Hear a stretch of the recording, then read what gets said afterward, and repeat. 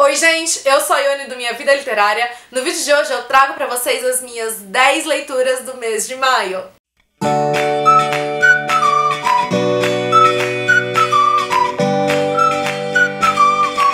Maio foi um mês que começou lento, na primeira metade do mês eu quase não tava conseguindo ler, e na segunda metade eu dei um gás que até eu fiquei surpresa, né, com a quantidade de livros que eu consegui ler. E a minha primeira leitura, então, de maio foi Os Quase Completos, do Felipe Barbosa, que tem vídeo resenha aqui no canal. Aqui a gente vai conhecer a história de 3 personagens diferentes, com um foco maior no Quase Doutor, que é o primeiro dessas 3 personagens. O Quase Doutor, na verdade, é um artista frustrado que um dia é persuadido por um senhor a fazer uma viagem de ônibus, um ônibus um tanto quanto diferente. Quando ele entra nesse ônibus, ele começa a experimentar, na verdade, diversos fenômenos fantásticos e começa a entender que o propósito dessa viagem é ele se reconciliar com o passado dele. Paralelamente, a gente tem a história do Quase Repórter, que além de lidar com o luto da morte da mulher dele, também tá um tanto quanto insatisfeito com a carreira dele. E a terceira personagem é a Quase Viúva, que é uma professora que deixou de lado ali a profissão pra ficar ali no hospital ao lado do noivo dela, que está em coma. Felipe Barbosa tem uma escrita que te cativa desde o início, então o livro ele te proporciona uma leitura que é muito gostosa, que é muito envolvente, e mais do que tudo é aquele livro que vai te proporcionar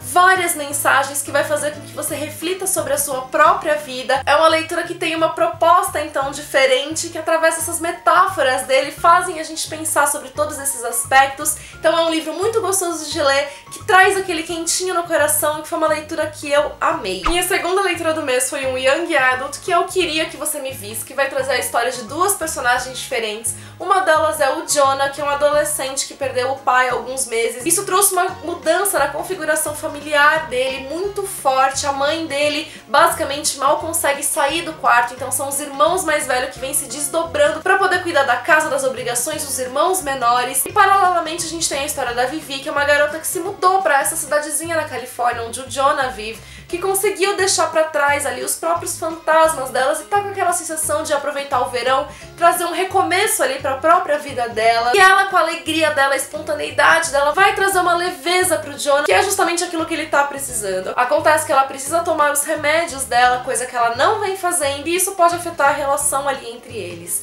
Esse foi um livro, assim, bastante controverso pra mim, no sentido de que ele me proporcionou uma leitura bastante conflituosa. Ao mesmo tempo que era uma leitura leve, que era uma leitura gostosa, aquele tipo de leitura que você começa e termina de uma vez, ele também trouxe, assim, um revirar muito grande de emoções, que é uma própria característica da Vivi. A Vivi, ela tem esses altos e baixos, ela tem esses momentos em que você ama a Vivi, outros momentos que você odeia a Vivi, e essa velocidade dela, esse ritmo frenético que ela vive, você sente na narrativa, então isso faz com que você tenha aquela sensação de...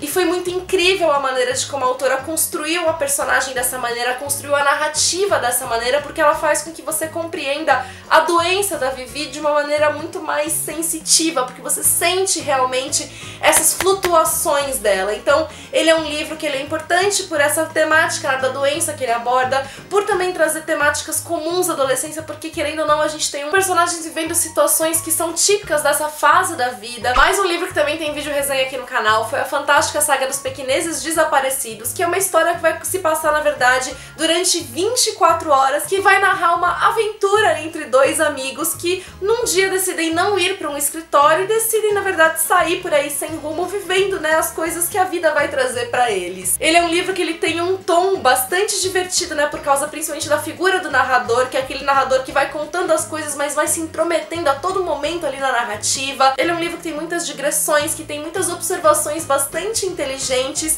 Foi uma leitura que a partir de certo momento ela me trouxe um pouco de cansaço, porque eu esperava, na verdade, mais acontecimentos do que todas essas digressões, e eu senti um pouco que às vezes a história se perdia ali, né, por conta de tudo isso. Mas de qualquer maneira foi uma leitura que, como eu disse, né, trouxe todo esse divertimento por causa dessa narrativa dele tão peculiar. Mais um livro nacional que foi uma delícia de leitura e que também tem vídeo resenha por aqui foi O Sol em Júpiter, da Lola Salgado, que é um chick-lit. Aqui a gente vai conhecer a história da Sol, que é uma youtuber super famosa, que tá sempre trazendo mensagens muito positivas em relação ao amor próprio e tudo mais, só que na verdade ela não tem uma vida que é tão assim como ela demonstra, né, nos vídeos. E num dia em que a vida dela tá dando tudo absolutamente errado, ela vai conhecer o Júpiter, que é um cara completamente o oposto dela. Isso vai trazer ali algumas reviravoltas na própria vida dela, vai causar algumas emoções. Esse é um daqueles livros que eu sentei e li em apenas 4 horas, de tão gostoso que ele é. A Lola tem uma narrativa completamente cativante. É um livro muito engraçado, tanto pela narrativa em si, quanto pelos acontecimentos. É daqueles também que o romance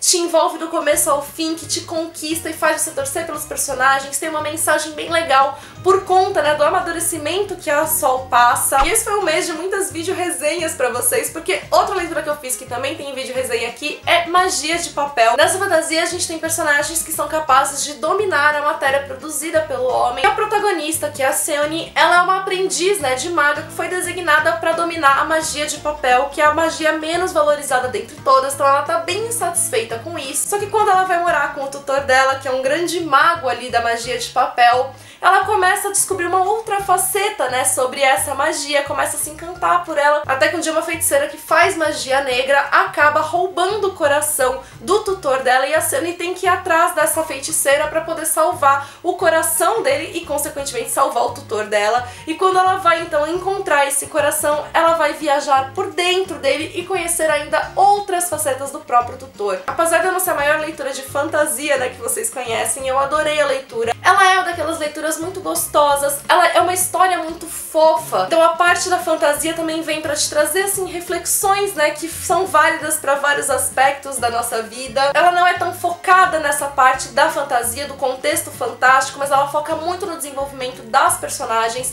então foi uma leitura muito gostosa que fez com que eu me encantasse pelas personagens, me encantassem pelos acontecimentos aqui do livro e me deixassem mais curiosa ainda pra conhecer os outros volumes. Também li bastante coisa nacional esse mês, e um romance de época que eu amei foi O Amante da Princesa, da Larissa Siriani. Aqui a gente vai ter então uma história de ficção que é baseada em personagens que de fato existiram. Aqui a gente vai conhecer a história então da Maria Amélia, que foi prometida a casamento ao Duque Maximiliano da Áustria. E aqui na história então, quando o Duque chega pra esse casamento se consolidar, nem ela nem ele estão muito felizes com esse arranjo. E o que ela não esperava é que o Duque viesse acompanhado de um amigo que é um libertino daqueles e que resolve que ele vai seduzir a Maria Amélia só pelo prazer do jogo. A Larissa Siriani, ela tem uma narrativa tão incrível que ela te pega também desde o início, então não tem como você fugir ali da história. Desde o começo você já tá imerso ali nas situações, nos sentimentos das personagens. É tudo muito rápido e ao mesmo tempo muito envolvente e convincente. Essa é uma história bastante intensa e o mais incrível não é só ver a questão do romance, como ele se fortalece, como ele se intensifica, mas ver também a própria questão da personagem, de como ela vai lidar com as escolhas que ela tem que fazer. Como a gente tem, na verdade, aqui uma mulher tentando de alguma maneira tomar as rédeas da própria vida, numa situação em que na verdade ela era obrigada a fazer muitas coisas e não tinha controle algum das próprias escolhas. Li também um thriller psicológico, né, já que eu adoro esse gênero, A Mulher Entre Nós. Aqui a gente vai conhecer então a história de duas mulheres. Uma delas é a Vanessa, que ela se separou recentemente do marido. A vida dela tá um caos desde que isso aconteceu e tudo piora quando ela descobre que ele vai se casar novamente. E ela se coloca em posição de fazer de tudo pra impedir que esse casamento aconteça. A outra mulher é a Nelly, que conheceu recentemente o Richard, que é a perfeita imagem do homem perfeito, e começa a trazer pra ela uma segurança que na verdade ela não tem, porque ela tem um passado traumático que faz com que ela ande sempre ali com medo. E ela começa então a receber umas ligações estranhas, começa a ter aquela sensação de que tá sendo perseguida. Esse aqui é um daqueles livros que eu tenho assim ressalvas, no sentido de que ele me trouxe uma leitura muito gostosa. Foi um livro que a partir de determinado momento eu não conseguia mais parar de ler, mas que assim, pra mim foi bastante previsível. Desde que eu li a sinopse eu já tinha sacado, né, grandes coisas aqui do livro, mas ele trouxe uma leitura então que foi bastante gostosa. Eu gostei de ver como as autoras construíram, né, as questões aqui, e pra não dizer que ele não me surpreendeu em nada, tiveram assim alguns detalhes da história, alguns detalhezinhos mesmo, coisas bem pequenas que eu não tinha sacado e que eu achei que assim que trouxeram um diferencial pra ela. Em maio eu tive também meu primeiro contato com a escrita da Lucinda Riley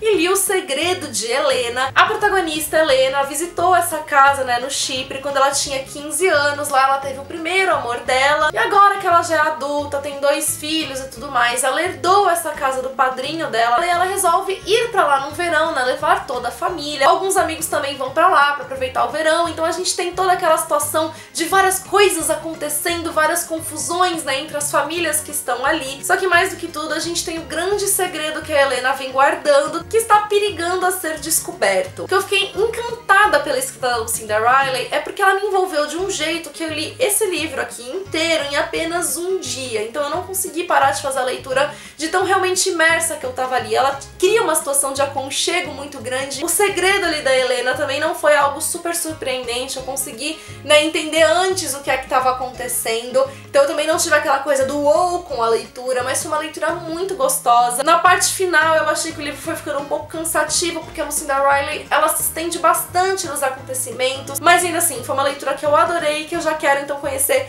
outros trabalhos da autora. Consegui riscar 2 pendências da minha lista esse mês que eu fiquei muito feliz. Uma delas foi o Cante Pra Eu Dormir. Aqui no caso a protagonista é uma garota que sofre um bullying muito pesado na escola por conta da aparência dela. Ela é uma garota que não é considerada bonita, só que ela tem uma voz maravilhosa, ela faz parte de um coral, e quando ela consegue a oportunidade de ganhar um destaque com esse coral, ela passa por um processo de transformação ali da aparência dela, e quando ela vai pra essa competição de corais, ela conhece um garoto também, que só vê essa beleza dela, só vê esse lado bonito, e ela vai ficar encantada por ele, mas também dividida, porque existe também o melhor amigo dela, que sempre a enxergou do jeito como ela foi, e ela não sabe então a atenção pra quem ela vai dar ali. E o livro, na verdade, acabou me decepcionando bastante. As personagens me incomodaram, eu não gostei dessa questão do triângulo amoroso, e às vezes eu sentia que tinha um exagero na maneira de como as coisas eram retratadas. Esse é daqueles livros que, assim, que na verdade, se você se deixa levar pelas emoções que o livro vai provocar, ele vai ser um livro bonito, tocante, emocionante,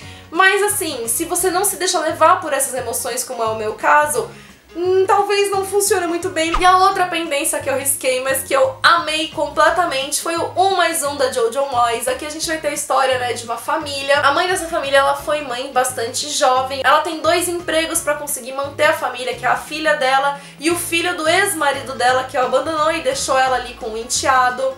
E ela tá sempre se desdobrando pra isso. A filha dela é um gênio da matemática que ganha uma bolsa quase integral para estudar numa escola, que é uma escola muito cara, e ela não tem dinheiro para pagar, né, o restante dessa bolsa, porque é aquilo que a bolsa não cobre. E aí a única alternativa que ela encontra, então, é levar a família toda pra Escócia, pra filha dela participar de uma Olimpíada de Matemática, que caso ela vença, ela vai ter um prêmio em dinheiro que vai conseguir cobrir os custos que ela não pode ali arcar. Quando eles resolvem começar essa road trip, obviamente tudo vai dar errado, e aí as mais diversas situações vão acontecer. Então o livro ele já tem uma pegada muito divertida pela própria situação em que eles estão envolvidos, pelo fato da família ser toda diferente, o cachorro, sabe, aquele cachorro fedido, mas é um cachorro super fofo. E o que eu gostei demais nisso é porque a gente tem uma proximidade maior aqui com a família, de você ver como essa mãe vai se desdobrando. Então isso é muito próprio de muitas famílias que a gente vê, de realidades muito próximas, sem contar o próprio desenvolvimento de cada uma das personagens, como ela tem as suas características próprias, de como cada uma delas vai ser cativante a seu modo. E aí a gente tem um romance que vai acontecer, que é também uma fofura,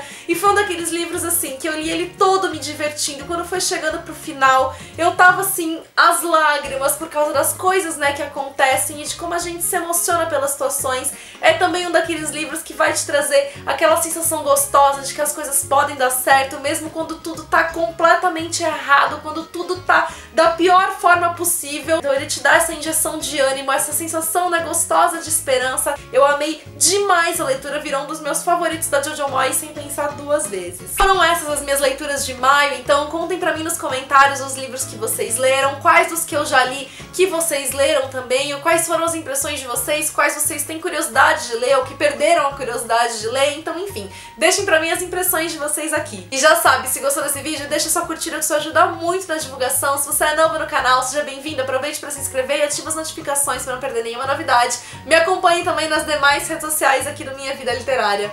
Beijos a todos, até o próximo vídeo!